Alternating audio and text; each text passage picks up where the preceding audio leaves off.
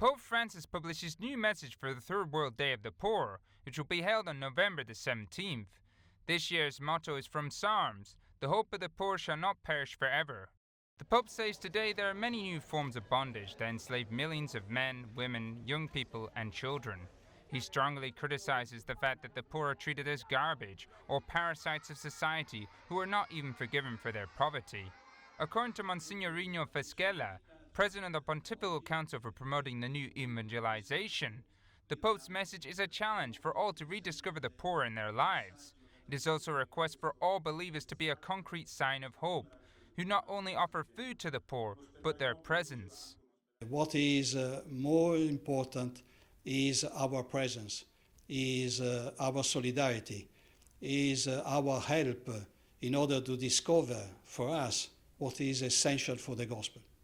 This year, the Vatican will once again, during a week in mid-November, set up a mobile hospital in St. Peter's Square for the poor.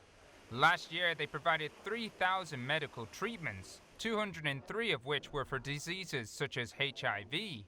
According to Graham Bell, it is not only the Vatican committed to World Day of the Poor, but many others across the globe.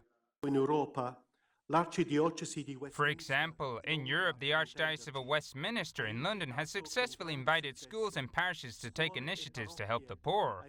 In Germany, the Archdiocese of Berlin hosted a banquet for the homeless and for the vulnerable people in the city at the Cathedral of St. Hedwig.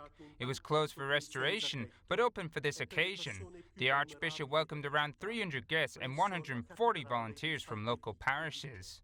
Pope Francis will conclude the Third World Day of the Poor with a Mass in St. Peter's Basilica, as well as a lunch with 1,500 poor people in Paul VI's Audience Hall.